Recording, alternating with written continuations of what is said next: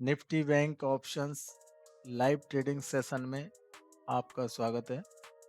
तो दोस्तों, इसमें हम निफ्टी के ऑप्शंस में ट्रेड करेंगे।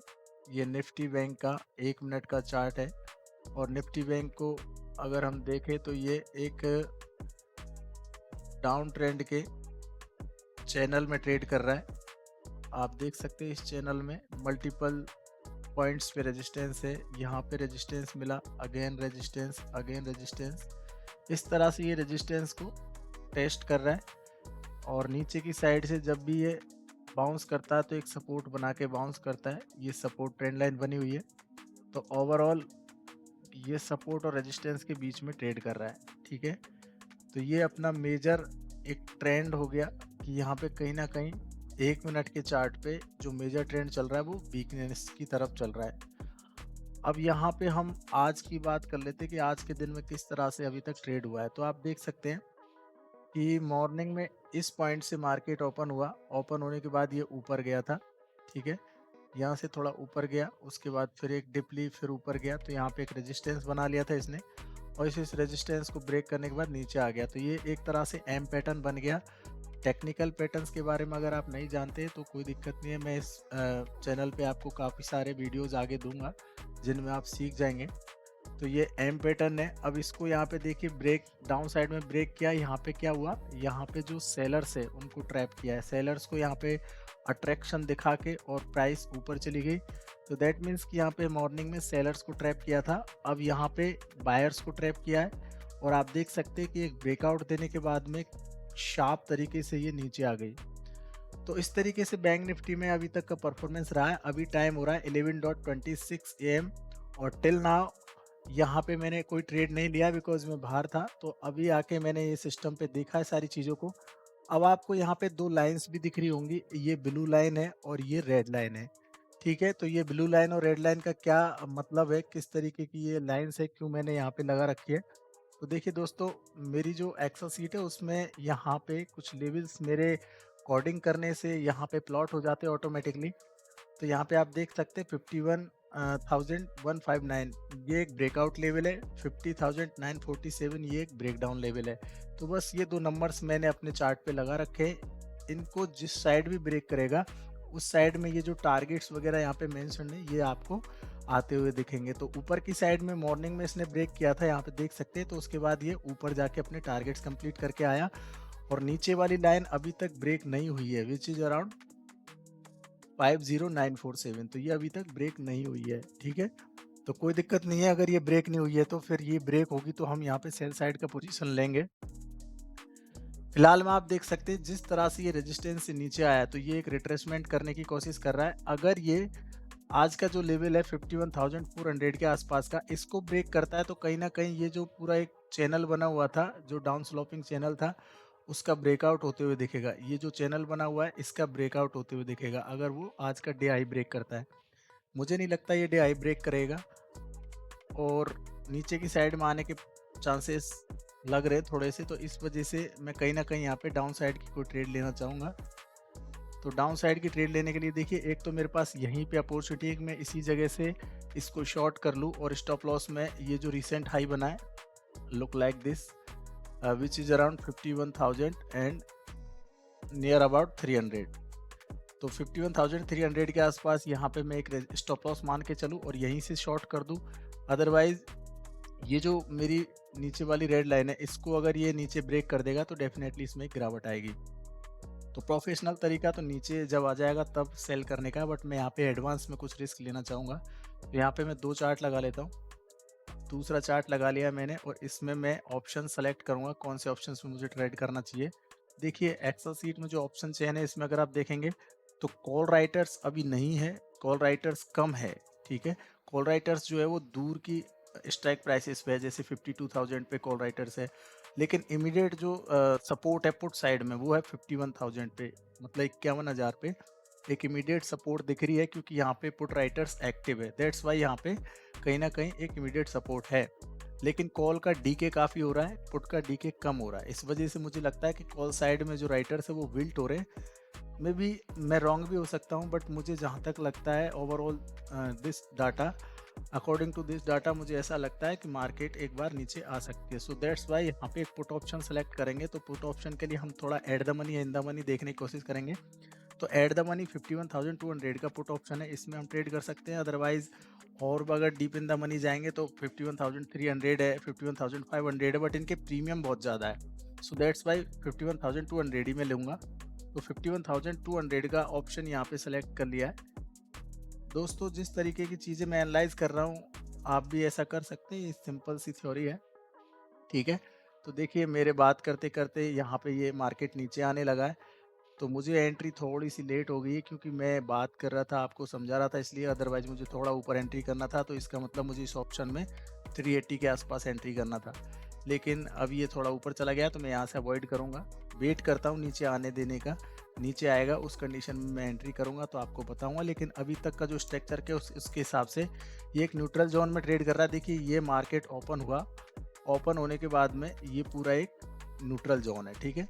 तो इस न्यूट्रल जोन के अंदर ही ट्रेड कर रहा है। अपर साइड में रेजिस्टेंस दिख रहा था, दैट्स वाई मैं यहाँ से एक शॉर्टिंग अपॉर्चुनिटी लेना चाहता था, एक सेल करना चाहता था, यहाँ से पुट ऑप्शन में ट्रेड करना चाहता था, क्योंकि यहाँ पे मुझे स्टॉप लॉस छोटा रहता है, रिवार्ड के एक्सपेक्टेशन हाई रहते। बट अब ये न्यूट्रल जोन में है, तो यहाँ पे मैं थोड़ा वेट करूँगा एंट्री का। जैसे मुझे अगर कोई एंट्री मिलेगी, मैं आपको ज़रूर से अपडेट करता हूँ। हेलो दोस्तों, वेलकम बैक। तो टाइम ही नहीं मिला मुझे वीडियो ऑन करने का, उससे पहले यहाँ पे मार्केट ने एक मूवमेंट दिखाई है और एंट्री ज़रूर मेरे मिल गई थी, लेकिन कम क्वांटिटी के साथ एंट्री मिली है। देखिए, मैं एंट्री यहाँ पे मार्क कर देता हूँ। ये जो डिप आई थी ना अभी, उस डिप में मैंने एंट्री करी थी, 390 के आसपास आ गया था। मैं यहाँ पे एंट्री करना चाहता 380 370 के आसपास, लेकिन यहाँ पे प्राइस नहीं दिख रही थी। कहीं ना कहीं यहाँ पे सपोर्ट ले रही थी प्राइस। सो दैट्स वाई मैंने यहाँ पे सिंगल एक ही लॉट में ट्रेड किया है। अब एक लॉट में हम कितना प्रॉफिट को मैक्सिमाइज कर सकते हैं? मेरी जो एंट्री है वो 397 पे है, तो 397 की एंट्री मैंने यहाँ पे मार्क कर दी है।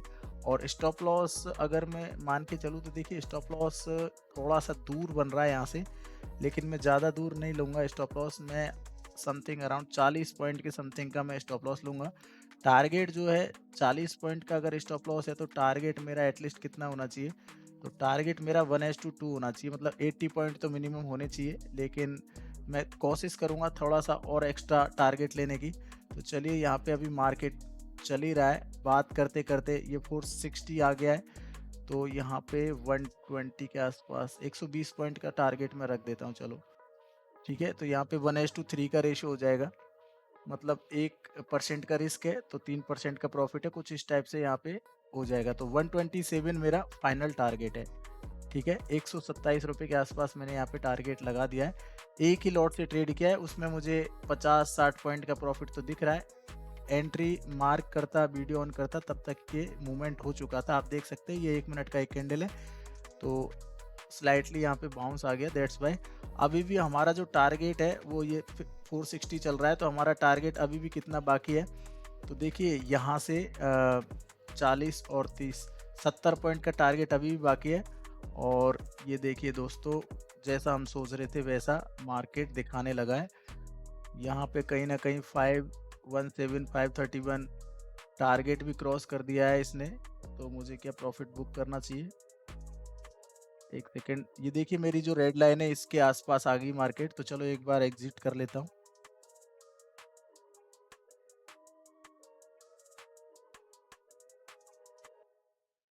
एक बार तो मैंने यहाँ पे अपना प्रॉफिट को बुक कर लिया है, ठीक है।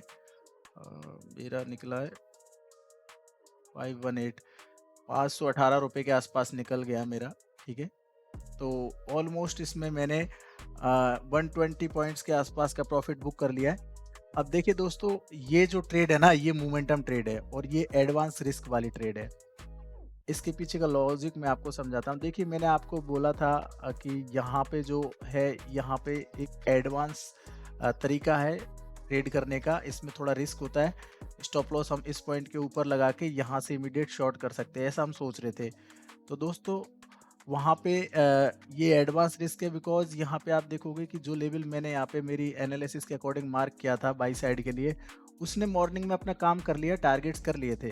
तो कहीं न कहीं मार्केट अगर रिवर्स होती है, इस रेजिस्टेंस एरिया से रिवर्स हो रही है, तो कहीं न कहीं ये नीचे आने की कोशिश करेगी। मैं इसको आपको सिंपल लैंग्वेज में समझाने की कोशिश करूँ तो देखिए दोस्तों, यहाँ पे इस चार्ट को थोड़ा-सा मैं बड़ा करके आपको बताता हूँ। ये 15 मिनट का मैंने एक कैंडल लगा लिया, ठीक है? तो आप देखिए ये 15 मिनट का एक कैंडल है, इसको 5 मिनट पे कर लेते हैं चलो। तो देखिए दोस्तों, इस चार्ट को आप थोड़ा ध्यान से देखिए। इस चार्ट में अगर आप देखोगे तो कहीं न कहीं ये पूरा एक चैनल बना हुआ है जिसमें मार्केट ट्रेड कर रहा है। इस चैनल में अप डाउन करते हुए मार्केट चल रही है, ठीक है? तो इस तरीके से मार्केट चल रही है। अब मार्केट ये रेजिस्टेंस लेवल से आज मॉर्निंग में मतलब गिर के नीचे आई है। ये जो रेजिस्टेंस एरिया है इसको मैं थोड़ा ज़ूम कर देता हूँ, तो आप देख सकते हैं कि यहाँ से मार्केट गिर के नीचे आई है और उसके बाद ये नीचे आ रही है। तो इस वजह से यहाँ पे टारगेट हो गए बाई साइड के और रेजिस्टेंस से मार्केट रिजेक्ट होके आ रही है। और इसके अलावा एक और अगर रीज़न देखें तो यहाँ पे देखिए रिट्रेसमेंट हुआ है, देन मार्केट नीचे आया है। मार्केट कभी वर्टिकल लाइन में नहीं गिरता है, मार्केट गिरता है लोअर हाई लोअर लो बनाते हुए इस तरीके से। तो ये लोअर हाई बन गया था यहाँ पे और ये लोअर लो बन गया था। तो इस तरीके से ये लोअर लो लोअर हाई बनाने की फॉर्मेशन थी। और अगर इसको हम 5 मिनट के कैंडल पे देखें तो यहाँ पे कहीं न कहीं स्ट्रॉन्ग एक बियरिश कैंडल भी बनी हुई थी। इससे पहले भी कि स्ट्रॉन्ग बियरिश कैंडल्स थी। सो दैट्स व्हाई कहीं न कहीं वीकनेस का साइन दिख रहा था। इस वजह से मैंने यहाँ पे पुट साइड में ट्रेड करने की सोची। मैंने यहाँ पे पहले निकाल दिया, अदरवाइज़ यहाँ पे मुझे और वेट करता तो और बड़ा प्रॉफ़िट मिल सकता था। लेकिन मैंने क्यों निकाल दिया, क्योंकि देखिए जितना टारगेट मैंने सोचा था उतना अचीव हो चुका था। अब आगे है ग्रीड की बात। और दूसरी बात, वैसे भी मेरे पास सिंगल को लॉट की क्वांटिटी थी, तो मैं चाहता तो इसको ट्रायल कर सकता था। स्टॉप लॉस जो यहाँ पे लगा हुआ है इसको मैं और ऊपर लेके आ सकता था या बीच में कहीं रख सकता था, प्रॉफिट लॉक कर सकता था। वो एक अलग-अलग कंटेंट्स है, अलग-अलग तरीके के सिनेरियो है। वो मैं कभी आगे आपको वीडियोज़ में बताऊँगा सारी चीज़ें। अब यहाँ पे देखिए बेस्ट सिनेरियो क्या हो सकता है या फिर आगे अगर मुझे और कुछ करना हो तो मैं क्या कर सकता हूँ। देखिए यहाँ पे मेरी रेड लाइन जो है इसको आके मार्केट ने ब्रेक कर लिया है। तो दैट मीन्स कि यहाँ पे मार्केट नीचे जाना चाहिए। नीचे कितना जाएगा? नीचे आप देख सकते हैं कि 50742 5055 ये 2 टारगेट्स हैं, ठीक है? तो अगर नीचे की साइड में जाता है तो इतने टारगेट्स आ सकते हैं। और इमीडिएटली अगर आप देखोगे तो यहाँ पे कॉल राइटर्स अभी बिल्ट हो रहे हैं। 51,000 पे इंटैक्ट है जो सपोर्ट है। सो दैट्स व्हाई यहाँ पे मार्केट एक बार अटक सकती है मे बी। तो यहाँ पे हमको देखना पड़ेगा। अब देखिए यहाँ से अगर मार्केट नीचे आती है और नीचे आएगी और उसके बाद में रिट्रेस करके यहाँ से कहीं दोबारा से नीचे गिरने की कोशिश करेगी तो हम सेकंड ट्रेड लेंगे। अदरवाइज हमारा इंट्राडे का एक ट्रेड हो चुका है।